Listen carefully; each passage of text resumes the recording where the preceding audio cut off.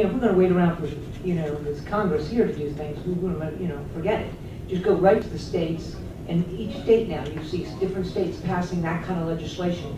You have the governor of Florida, just a terrific guy, came in, Rick Scott, we supported him, Team America supported him, and he immediately signed a resolution saying that all those who do business with the state have to e-verify. All contractors have to e-verify, and the state has to e-verify.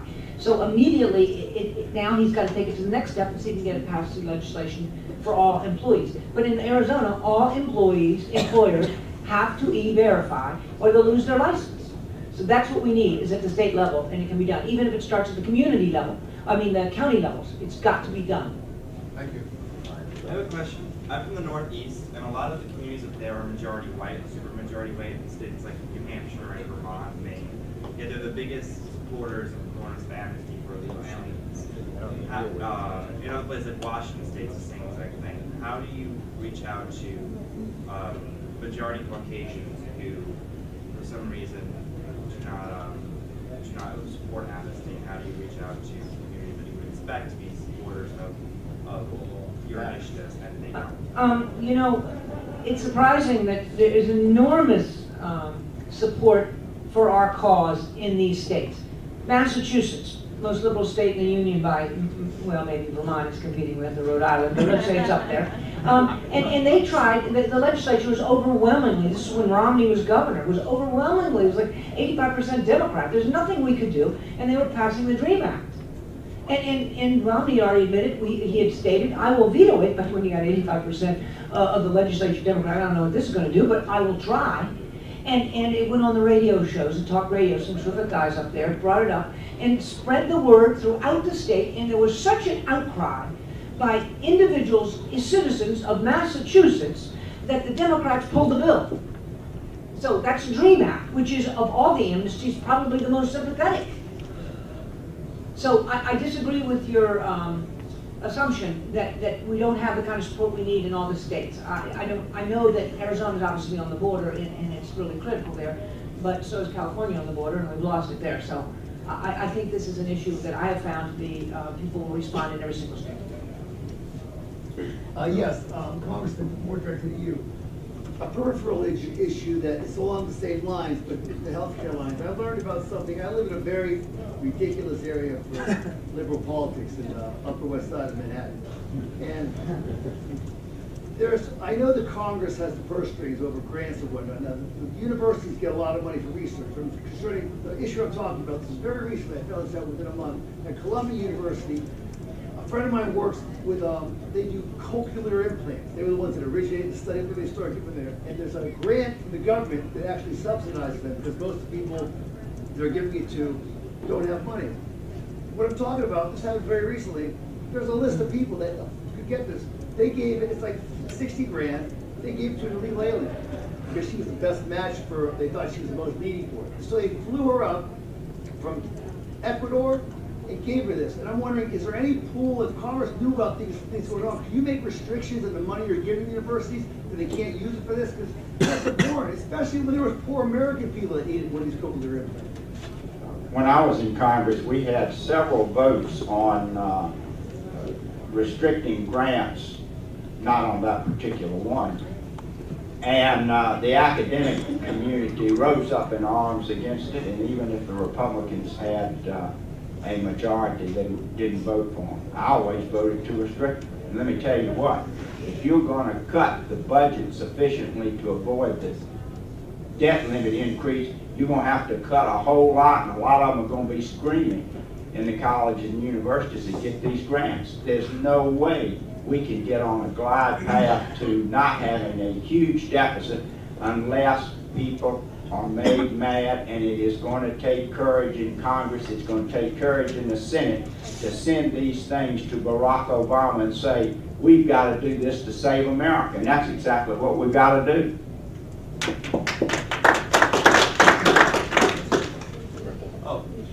This is directed towards the comment about the states and having the states be the area where this is taken care of. I think that's a great idea, and my question is do you think maybe, this is both for you, Congressman, and you, Mr. Buchanan, do you think maybe we could go back to the system as it originally existed, where immigration was originally it went through the states. When my ancestors came to Baltimore, they were naturalized through the government of Maryland, and they became citizens that way and citizens of the United States by extension. We have a big problem with this in Virginia today with, you know, the federal government having it the way it is. And Todd Gilbert in our General Assembly has made great efforts to, you know, to work with this. But, you know, there's just that big roadblock from the federal government, from immigration.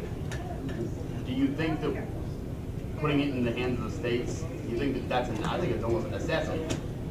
What do y'all think? If you, my concern would be if you were in a liberal state like California, there'd be a huge portal to get through. I don't want any more portals to get in here than we already have. So I wouldn't be for sharing it with the states. I am for sharing enforcement of immigration laws with the federal, state, and local. Let all of them, just like Arizona 1070, let them all enforce it. Let them all do the job of keeping illegals out of the country. But I'm not for allowing any more portals to get in. In other words, I wouldn't be for a bifurcated system that you could come in either through a federal immigration visa or a state visa.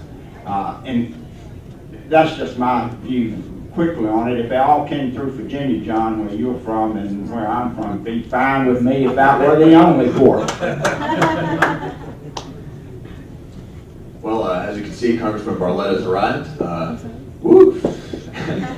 Congressman Barletta was the mayor of Hazleton, Pennsylvania, where he received national attention for his strong stance against illegal immigration and was re-elected after getting the nomination of both the Republican and Democratic parties, I believe, which is something that I think many of the conservative guys telling us how to pander have not been able to figure out how to do yet. And he recently was elected to Congress, so without further ado, Congressman Barletta. Thank you.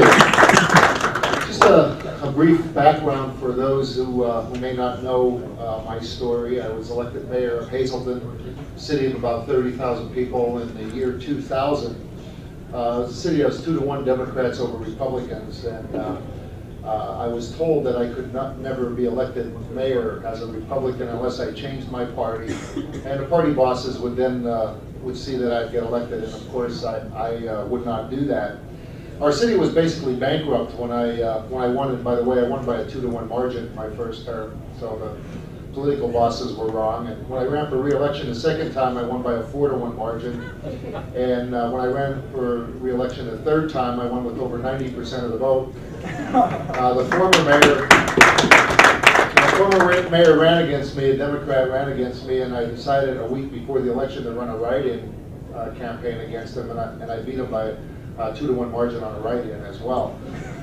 Which only goes to prove that if you stand up for something, Democrats and Republicans and independents will follow. It doesn't really matter when they see someone who's willing to stand up and fight for them. But my story was our city was bankrupt when I took over, and it was back 2001. It was October, a Friday night. It's a night that I won't forget. But just prior to that, I had my first encounter with illegal immigration. I was called to an apartment building, and I went in with our code enforcement officers and our health officers. There were 9 mattresses laying on the ground. There were cockroaches in the refrigerator. This apartment was not fit for animals, let alone human beings, to be exploited the way they were. The 9 men that were sleeping on the floor were in the country illegally. And at the time it was INS, and they weren't ICE yet. We had called, and they told us to let them go. And I couldn't understand why illegal aliens would be in Hazleton, Pennsylvania. We are 2,000 miles away from the nearest southern border. But that would not be my last encounter. Very shortly after that, a Friday night in October. Friday nights are big deals in Hazleton. It's a high school football night, and usually the students would go downtown and hang out in front of a pizza shop. And this Friday was different. Hector Luna, an illegal alien on a drug deal gone bad, shot 2 people just 100 feet from where these high school students were standing. He killed one and wounded another. That murder, Hazleton was a city that might have 1 murder every 7 years. That murder terrified our town, and that would not be the last. We were having more and more violent crimes, and more times it was an illegal alien who was committing those crimes, draining our budget even further. I remember back in 2003 on a domestic fight in downtown Hazleton, an illegal alien stabbed a girlfriend multiple times and then jumped out of a second floor window. This was during a busy lunch hour, landing on top of one of our police officers, injuring him as his girlfriend stumbled out onto the sidewalk with the knife still protruding out of her stomach, and that image will remain with me forever. Really, one incident after another. Finally, in December of 2005, I realized that we had a serious problem here. For whatever reason, we had an illegal immigration problem in Hazleton, and our budget and our small police department could not take care of what was happening. I came down to Washington, met with the Department of Justice. They brought many experts in to talk to me, and it was a great day here in DC. At the end of the meeting, I got a nice coffee mug, a lapel pin, and a pat on the back, and good luck. A couple months after that, Derek Kishline, 29-year-old young man, father of 3 children, was working on his pickup truck when he was got in an argument with the head of the Latin Kings, who went to his car, took a gun out, and shot Derek between the eyes, killing him. That same day, we arrested a 14-year-old for shooting a gun into a crowded playground. He was also in the country illegally. The shooter, by the way, of Derek Kishline was in the country illegally, but he was arrested 8 times before he came to Hazleton and took the life of an innocent man. That night, I had gone home and told my wife I had lost control of the city. This was not the city that I took over. It was not the city that I grew up in. Decided that I had to do something. Since the federal government failed to enforce the immigration laws, failed to provide me with any kind of assistance, any kind of help with this problem, I created the first law in the country, passed the first law in the country dealing with illegal immigration. It punished businesses who knowingly hired illegal aliens and landlords who knowingly harbored illegal aliens. And the key word was knowingly. We were immediately sued by illegal aliens, by the way, were the plaintiffs. And the ACLU, 36 lawyers, sued the city of Hazleton, took us to court. But prior to getting there, the illegal aliens had asked the judge if their identities could be kept confidential from the public, which he allowed. They then asked the judge if their identities could be kept confidential from the city of Hazleton, who they were suing, which he granted. We were not allowed to ask their names. We were not allowed to ask where they came from. They then asked the judge if they could be excused from showing up at the trial because they're in the country illegally and they did not want to go to a federal courthouse out of fear of being deported, which he also granted. I never saw our accusers. I don't even know if they really exist. But there were 36 lawyers from the Puerto Rican Legal Defense Fund and the ACLU defending them. The judge, I took the stand for 2 days, and at the end of the case, which was a 9-day trial, 200-page decision, the judge determined that the city of Hazleton did not have the right to enforce what he called immigration laws. He declared in his decision that a person is not in the country illegally until they're brought before an immigration judge and determined they're here illegally. And I disagreed with the good judge. A person is in the country illegally the very first foot they step on American soil without proper documentation.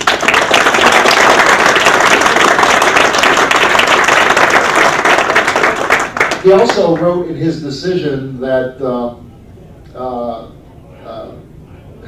that Congress's intent was to have strict border control, but not so stringent enforcement on the interior. Now, I've been here 4 weeks and I'm still trying to find where Congress said that.